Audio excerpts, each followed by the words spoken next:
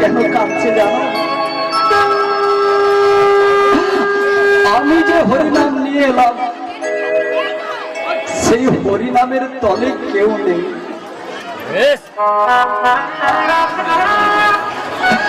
আমি যে কৃষ্ণ নাম নিয়ে এলাম, যে ভাগবত নিয়ে এলাম, তার চরণ তলে কেউ আসেনি। মায়ায় কবলিত হয়ে মানুষ ওই কাল সর্প অজগরের কবলিত হয়ে ধীরে ধীরে গলে গলে মরছে সংসারে পৌঁছে। যুধিষ্ঠির মহারাজ, তুমি আমাকে দোষ দিতে পারো না। আমি গ্রামে গ্রামে পাড়ায় পাড়ায় আমি ভাগবত কীর্তন করে বেড়াচ্ছি আমার ভক্ত দিয়ে, কিন্তু ওরা যদি কেউ না আসে, তৃষ্ণা যদি কারোর লাগে গো মা, তাকে জলের কলের কাছে যেতে হয়। জলের কল কখনো তার কাছে যায় না।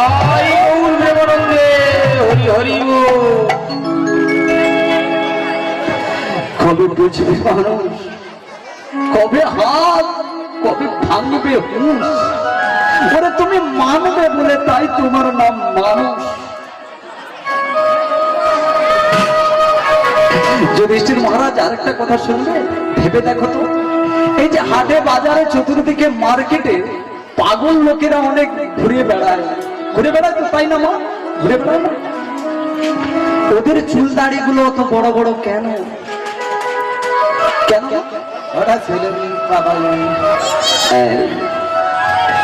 তোমার চুল দাড়ি বড় হলে তোমাকে সেলুনে যেতে হয়, তবেই তো তোমাকে কাটবে সেলুনওয়ালা, তবেই তো তুমি পরিষ্কার হবে। আজ এই পৃথিবীতে অগণিত পাপ করে আমরা পাপে ষোলকলায় পূর্ণ হয়ে যাচ্ছি। আমার পাপের ক্ষয় তো হবে যদি তুমি কীর্তন বাসরে, হরি বাসরে, ভাগবত বাসরে যদি যাবে। ওই সেলুনওয়ালা পাগলা যেমন দূরে ঘুরে বেড়ায়, ওর চুল দাড়ি কাটার জন্য সেলুনওয়ালা যায় না, ওকে সেলুন দোকানে নিয়ে আসলে তবে ওর কাজ হবে। তেমন এখানে ভাগবত কীর্তন বাসরে বসে আছে, চিরকাল তোমার কাছে যাবে না। তোমাকে যদি কিছু শিখতে হয়, কিছু যদি পাপ খনন করতে হয়, তাহলে এই বাসরে এসে তোমাকে বসতে হবে। ডাক্তার তোমাকে ওষুধ দেবে, তোমার রোগ সেরে যাবে, কিন্তু ওষুধ ডাক্তার দিল, তুমি না খেয়ে যদি ডাক্তারকে খাইয়ে দাও, তোমার রোগ কি সারবে? তোমার রাগ, তোমার রোগ কোনোদিন সারবে না। কারণ তোমাকে বলছে তুমি নিজের অসুখ হয়েছে, তোমার ভুলে যাওয়ার রোগ ধরেছে তোমাকে। তুমি কে, কেন তাপত্রয় তোমার জারি হচ্ছে, এই কথাটা তুমি ভুলে গিয়েছো। তোমার রোগ হয়েছে। রোগীর যদি রোগ হয়, ডাক্তার তারে ওষুধ দেয়, আর রোগী যদি খায় তার ভালো হবে। কিন্তু ডাক্তার ওষুধ লিখে দিল, তুমি বলবে ডাক্তার মশাই তুমি খেয়ে নাও, আমার রোগ সেরে যাবে। এই কলির সমাজে কত কত অনুষ্ঠান, কত বৈভব, কত খাদ্য, কত প্রসাদ আসাদ, কত প্রসাদ, কত ভাগবত কীর্তন চলছে। আপনি যদি বাড়িতে চুপচাপ বসে থাকেন, আপনার কি কোনো মঙ্গল হবে? আপনার কি রোগ সারবে? সারবে না। আপনাকে যদি রোগ সারাতে হয়, তাহলে তোমার নিজের মুখে কৃষ্ণ নাম গাইতে হবে। রোগী যেমন ওষুধ না খেলে তার রোগ সারাতে পারে না, কলিযুগের মানুষ তুমি যতই বড় অনুষ্ঠান করো না কেন, যতই হাজার হাজার লোক খাওয়াও না কেন, আর যতই তুমি মন্দির নির্মাণ করো না ভগবানের জন্য, তুমি যতদিন পর্যন্ত তোমার নিজের গলায়, নিজের কণ্ঠে দু বাহু তুলে হরিনাম করছো, ততদিন পর্যন্ত লক্ষ লক্ষ টাকা রোজগার করে মন্দির করা যায়, লক্ষ লক্ষ টাকা দিয়ে মন্দির রোজগার করা যায়, অনেক কিছু করা যায়, কিন্তু ভক্তি পাওয়া যায় না। ভক্তির জন্য আমাদেরকে এই বাসরে এসে বসতে হবে। তাই আমার নিত্যানন্দ প্রভু একটা নাম এনেছে, সেই নাম আমাদের গাইতে হবে। জয় জয় রাধে শ্যাম কি, যুধিষ্ঠির মহারাজের হলো কি? যুধিষ্ঠির মহারাজ নিজের ভুলের কথা নিজেই বুঝতে পারলেন। যে পৃথিবীতে মানুষ যতক্ষণ না নিজে চায় তার নিজের মঙ্গল কখনো করতে পারে না। আরে পড়াশোনা শেখানোর জন্য মাস্টার রয়েছে, ডাক্তার রয়েছে রোগী দেখার জন্য, কিন্তু আপনাকে তো তাদের কাছে যেতে হবে। কীর্তন ভাগবত এইসব বাসরে আপনাকে বুঝতে হবে, মনে হৃদয়ঙ্গম করতে হবে যে আমি কে, কেন এলাম। আমি কি দুটো ছেলেপুলের মা বাবা হওয়ার জন্য এসেছি? যদি দুটো ছেলেপুলের মা বাবা হওয়ার জন্য এলাম, তাহলে এই গাড়ি বাড়ি সব থাকলো, আমার বাবা কেন চলে গেল, আমার দাদু কেন চলে গেল, আমাকেও একদিন এখান ছেড়ে চলে যেতে হবে। তাহলে এত বৈভব এত ঐশ্বর্যের কি দরকার? সবরীকে তার গুরুদেব বলেছিল যে তুই রাম নাম জপ কর, একদিন আসবে কে? রাম। আর আমাদেরকেও মহাপ্রভু বলছে তুমি কৃষ্ণ নাম জপ করো, একদিন বিষয়ে ভুলে যাবে, আসবে কে? রাধা রানী। তাই চলো চলো মহারাজ, আমরা বাড়ি ফিরে যাই। তোমার মন শান্ত হয়েছে তো, বুঝতে পেরেছি? বলে হ্যাঁ, আমি পরিষ্কার বুঝতে পেরে গেছি। কুরুক্ষেত্রের যুদ্ধে আমার ভাই দলের গন্ডগোলের মধ্যে আপনি অনেক সহায়তা করেছিলেন, কিন্তু আমরা বুঝি না, যার জন্য রক্ত হয়ে যুদ্ধ। আজকাল সমাজেও তাই, ঘরে যদি বোঝাপড়া করে নেয় ভাই ভাইয়ের ঝগড়া, তাহলে কি আর থানাকে যেতে হয়? তাহলে কি উকিল কোর্ট এইসবে কি অত হাজামত দিতে হয়, অত পয়সা খরচা করতে হয়? হ্যাঁ, গন্ডগোল হবে, হিংসাও হবে। হাতে যদি কুমারী মেয়েরা অনেক চুরি পরে থাকে, তার থেকে কি শব্দ হবে না? শব্দ হবে, কারণ চুরি অনেক আছে, কামনা বাসনা আমাদের ভিতর অনেক রয়েছে, গন্ডগোল হতে পারে, কিন্তু তার সমস্যা সমাধান আমাদেরকে বাড়িতেই করে নিতে হবে।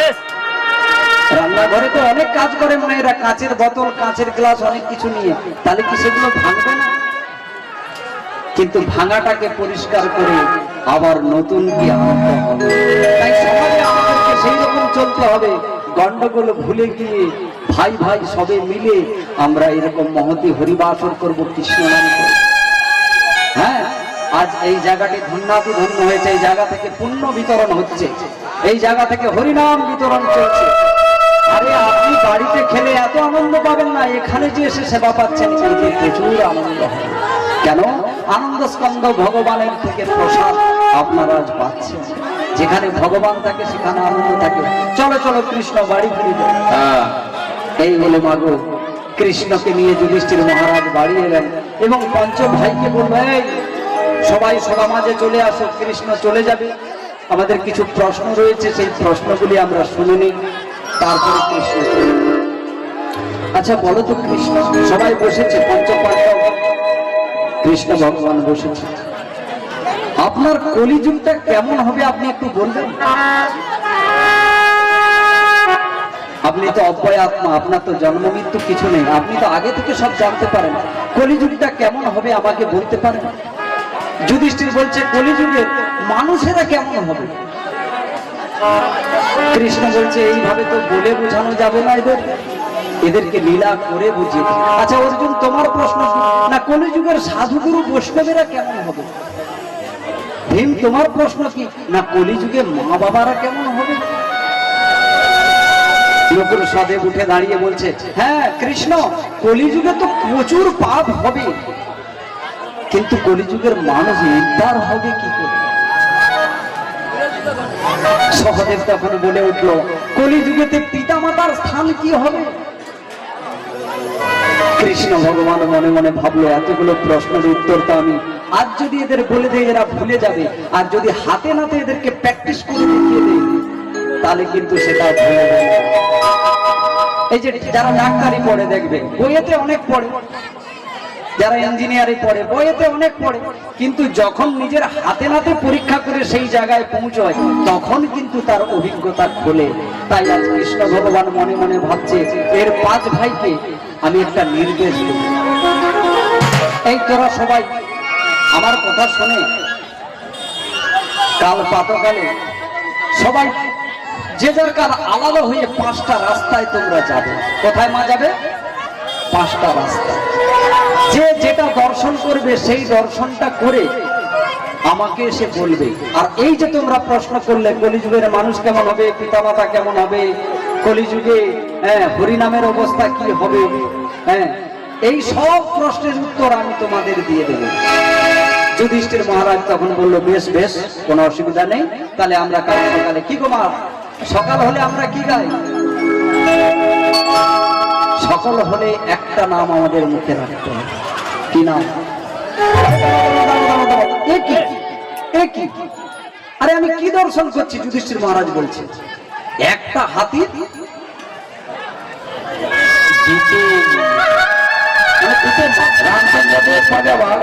রামচন্দ্রপুর পজাবার রাধা কৃষ্ণ মিলন সংঘের তরফ থেকে বলছি, যেসব ভক্তরা এখনো বাড়িতে আছো আপনারা আসুন, প্রসাদ গ্রহণ করুন। শীঘ্র নিতাই গৌর প্রেমানন্দে হরি হরি। হাতি একটা দেখতে পেল। আরে এই কেমন ঘটনা? একটা হাতি, না না না না, এটা অশুভ লক্ষণ, চলো চলো চলো পালিয়ে চলো। ওদিকে ভীমচাঁদ ধীরে ধীরে হেঁটে যাচ্ছে ওই কৃষ্ণ নাম নিতে নিতে। হঠাৎ তিনি দেখতে পেলেন কি, একটা গাভী প্রসব করেছে, একটা গাভী প্রসব করেছে। আর ওই বাছুরটাকে চাটতে চাটতে চাটতে চাটতে গাভী তার লোম, রক্ত, চামড়া সব তুলে নিজেই ভক্ষণ করে ফেলেছে, আর গাভীটি মারা গেছে। ছি ছি ছি, কি কাণ্ড দেখলাম! চলো চলো চলো চলো, এখানে কীর্তন আর করা যাবে না, পালিয়ে চলো। এমন ভাবে ভীমও বাড়ি ফিরে গেল। এইবার অর্জুন যাচ্ছে, যেতে যেতে দেখলো একটা সুন্দর পাখি, বেশ দুটো ডানা সুন্দর করে তাইতে লেখা আছে হরে কৃষ্ণ নাম। কিন্তু সে খাচ্ছে কি জানো না? সে একটা পচা দেহের উপরে বসে টুকরে টুকরে পচা রক্ত মাংস। আরে এর গায়ে লেখা আছে হরে কৃষ্ণ নাম, তবু এখন পচা রক্ত গুলো মাংস খাচ্ছে। এই ঘটনাটা ভালো লাগছে না, চলো চলো চলো, আজ আর করবো না। এই ঘটনা আমি কৃষ্ণকে গিয়ে বলবো। নকুল হঠাৎ দেখতে পেল একটা চাষা ভাই একটা পুকুরের জল নিয়ে 7টা জমিতে দিল, এবং 7টা জমির ছোট ছোট পুকুরগুলো সব ভরে গেল। কিন্তু আবার সেই নালি দিয়ে যে জল বয়ে আসছে, সেই জলটাকে যখন কাটিয়ে দিচ্ছে, 7 পুকুরের জল মিলে এক পুকুরে জল আর ভর্তি হচ্ছে। এই অবাস্তব ঘটনা, 7 লোককে দিচ্ছে, 7 লোক মিলে 1 লোককে দিচ্ছে, তো পূর্ণ। আমি এই ঘটনাটা নিশ্চয়ই কৃষ্ণকেই বলবো। এই বলে মাগো তিনিও চলেছে। আর এমন সময় আমার সর্বশেষ সহদেব তিনি দেখতে পেল একটা হুড়মুড় করে ভেঙে বিরাট বড় একটা পাহাড়, গাছপালা ঘর বাড়ি সব ভেঙে হুড়মুড় করে আসছে। আর যখন তাদের কীর্তনের দিকে আসছে, তারা বলছে, আরে বাঁচাও বাঁচাও, আমরা মরে যাবো। হঠাৎ একটা ঘাসের টুকরোতেই এত বড় পাথর দাঁড়িয়ে গেল। যে পাথরটা এত বড় গাছপালা ঘর বাড়ি সব ভেঙে তঞ্চনঞ্চ করে দিল, সে শেষ পর্যন্ত একটা ঘাসের ব্যাপার। নিশ্চয় কোনো ব্যাপার আছে, এ কোথাও আমরা কৃষ্ণকে বলি। এই বলে 5 ভাই বিষণ্ণ বদনে রাজমহলে ফিরে এলেন। আর পরদিন প্রাতকালের অপেক্ষায় রইল। আর ওদিকে কৃষ্ণ আসছে, শঙ্খধ্বনি অনুধ্বনি সবকিছু বেজে উঠছে, সবাই বলছে কৃষ্ণ আসছে। কিন্তু এরা 5 জন চুপচাপ বসে আছে। আরে তোমাদের কি হয়েছে? তোমরা মৌনভাবে বসে আছে না? কি আর বলবো, তুমি তো কাল বলে গেলে কলির ধর্ম দেখার জন্য। আমি 5টা রাস্তায় গেলাম, 5টা পদ্ধতি দেখে আমার মন খুব বিচলিত হয়েছে। হ্যাঁ যুধিষ্ঠির মহারাজ, তুমি কি দেখলে? আমি দেখলাম একটা হাতি। এটাও কি সম্ভব? কৃষ্ণ তখন বলল, কলিযুগে এটাও সম্ভব। কলিযুগে বাবা হাট থেকে ফিরে এসে মাকে বলবে, তুমি কি দেখতে সুন্দর, তোমার থাকতে দেখতে আর কোনো সুন্দর হয় না। সে বলে, তবুও তো আমি এখনো সাজিনি। মা বলছে, কিন্তু ওই বাবা অন্তরে অন্তরে বলছে, তোমার থাকতে বাজারে যে পাপিয়ার মা সবজিওয়ালি রয়েছে, সে যে কত সুন্দর, তুমি যে কবে মরবে। তাহলে মা একটা মানুষ কটা মুখ হলো? 2টো মুখ।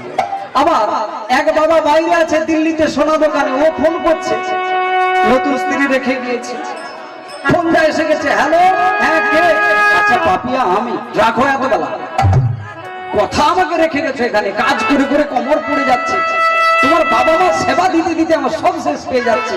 তখন সেই ছেলেটা মনে মনে ভাবলো, আরে আরে ভুল টাইমে ফোন লাগিয়ে দিচ্ছি মনে হয়, রেখে দে।